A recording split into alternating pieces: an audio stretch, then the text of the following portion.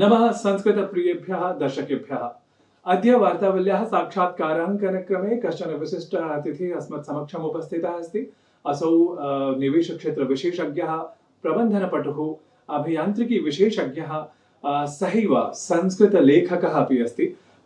तस्य महोदयस्य नाम समीर एएच इति अस्ति। महोदय, वार्तावल्याः साक्षात्काराङ्कनक्रमे भवतः स्वागतं। नमश्च करोमि अत्र भवते। धन्यवादः वर्य। प्रथमं तु वार्तावल्याः सर्वेभ्यः दर्शकेभ्यः नमो नमः। यथा मया उक्तं यत् भवान् अभियान्त्रिकी प्रबन्धनविषययोः विज्ञत्वं भजते। सहैव वेदुर् कैपिटल्स् इति संस्थामपि चालयति। कथमिव संस्कृतं प्रति भवदीया रुचिः नाम जाता? श्रीमन्, भारतीयः सन् कः तावत् अत्रत्यां संस्कृत्यां न स्नीयेत्। संस्कृत्यां स्नेहे सति संस्कृतेः मूलं संस्कृतं प्रति तु स्वयमेव इच्छाशक्ति भवेत्। वर्धते एव। परन्तु मम संस्कृत अध्ययनं तु 2020 वर्षे एव प्रारम्भम् अभवत्। ततः प्राक् रामः रामम् इत्यनयोः शब्दयोः मध्ये अपि भेदं न ज्ञातवान्। भवदृशजनाः मां सर्वदा प्रेरयन्ति। बहु सज्जनान् संस्कृतभारत्याः सहायेन संस्कृतज्ञानं प्राप्तवान्। न तु अत्र प्रवीणः, परन्तु स्व अध्ययनेन इतोपि उत्कृष्टं संस्कृतं धाराप्रवाहं च प्रयोक्तुं सर्वदा प्रेरयामि। बहु शोभनं महोदय। वस्तुतः भवता तु नाम संस्कृतं सवेगं नाम उच्यमानम् अस्ति। अथा पुस्तकमपि लिखितमस्ति संस्कृतमाधृत्य, संस्कृतं the future language of the world. एवं तत् प्रसिद्धमपि विदेशेषु अपि नाम क्रियमाणमस्ति एतत् पुस्तकम्। एतस्य वैशिष्ट्यं किम्? अत्र किं किं लिखितं? ध्वनिशास्त्रमाध्यमेन पश्यामः। उदाहरणरूपेण भवतः नाम नारायण। यदा वयं संस्कृतभाषायां पठामः तदा एक एव रीत्या उच्चारणं कुर्मः। परन्तु आङ्ग्लभाषायां NARAYAN इति पठामः।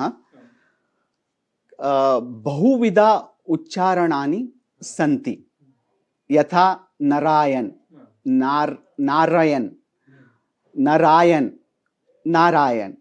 एवमेव बहुविध उच्चारणानि सन्ति। अतः आङ्ग्लभाषायां ध्वनिशुद्धि अल्पा भवति संस्कृतस्य तुलनया। यदा ध्वनिशुद्धि अल्पा भवति तदा बुद्धेः आयासः वर्धितः भवति।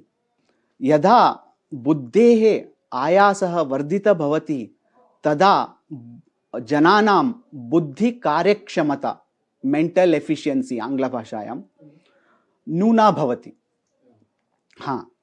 यदि आङ्ग्लभाषायां वक्तव्यं, phonetic accuracy is less in English, which leads to higher cognitive load, which reduces mental efficiency. अस्माकं मस्तिष्के चत्वारः विभागाः सन्ति।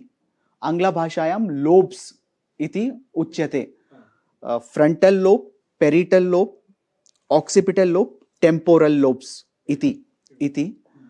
यदा बालकाः बालिकाः संस्कृतभाषायाः आधारः, व्याकरण अंशाः प्रयुज्य ज्ञानप्राप्तिं कुर्वन्ति तदा फ्रंटल लोब, पेरिटल लोब द्वे तीक्ष्णौ भवतः।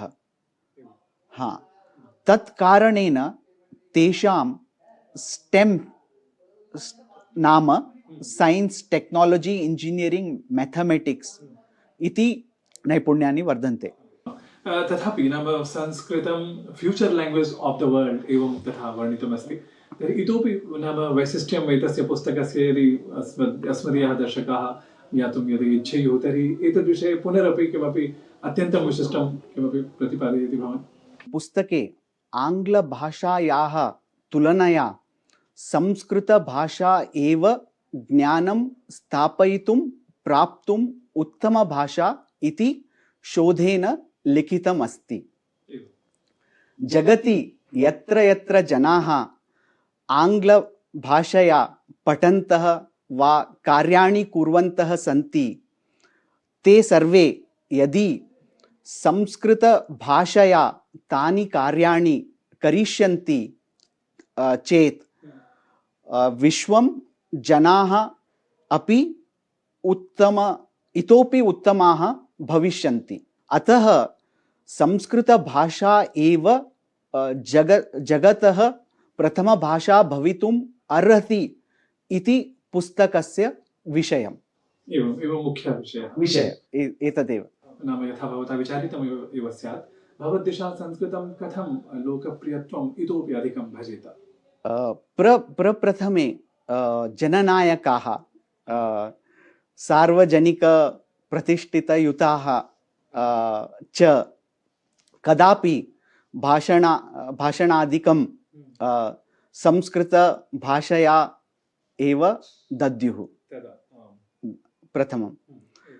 द्वितीयं विशिष्टस्थलेषु सूचनाफलके संस्कृतभाषायामपि लिखितव्यम्। संस्कृतं लोकप्रिय संस्कृत्यां प्रविशेत्। Sanskrit has to enter popular culture.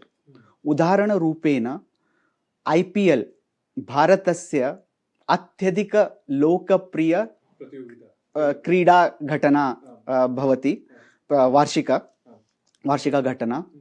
तत्र अधुना वयं जियो हॉटस्टार मध्ये स्ट्रीमिंग पश्यामः। उपदर्शनं तत्र कमेंट्री साम्प्रतं 12 भाषासु सन्ति, विकल्प अस्ति। संस्कृतभाषायाम् अपि दातव्यम्। लोकप्रियता भविष्यति। अमेज़ान्, नेटफ्लिक्स अन्यत्र उपशीर्षिकानां सबटाइटल्स् संस्कृतभाषायां दातव्यम्। यथाशक्ति अस्माभिः गृहेषु संस्कृतभाषायाम् एव सम्भाषणं यथाशक्ति कर्तव्यम्। संस्कृत अध्यापकाः शालासु छात्रैः साकं संस्कृतभाषया एव सम्भाषणं कुर्युः। वस्तुतः भवान् अभियान्त्रिकी विशेषज्ञः, प्रबन्धनपटुः अपि।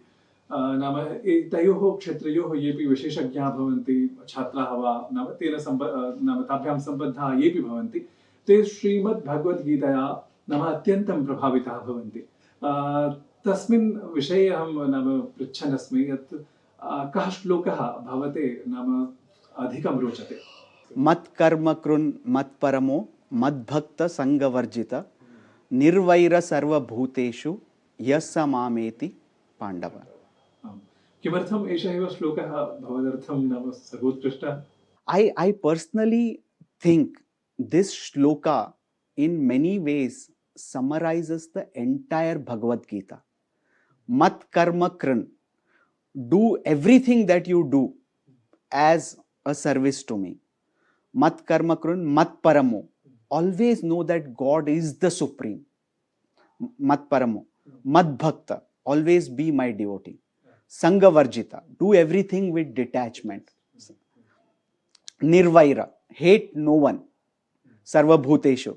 Ya sa mameti pandava. He who does all this reaches me. तदेव गीतायाः सन्देशः अपि तत्सर्वम् एकस्मिन् श्लोके एव बहु सम्यक् रीत्या भगवता उक्तम्। महोदय, अत्र भवता नाम यथा उत्तराणि संस्कृतं नाम दत्तानि, मन्ये येपि संस्कृतप्रियाः सन्ति, येपि नाम संस्कृतानुरागिणः सन्ति भवादृशाः, नाम अन्येपि ये संस्कृतं प्रति नाम दत्तं मनस्काः सन्ति, तेपि संस्कृतं प्रति नाम इतोपि अनुरागिणः भवेयुः। अत्र भवता विशिष्य वार्तावल्यर्थं समयः निष्कासितः। एतदर्थम् अहं भवत्कृते वार्तावलीपक्षतः नाम संस्कृतपरिवारपक्षतः च विशेषतः धन्यवादान् समर्पयामि। नमश्च करोमि। बहुशः धन्यवादाः।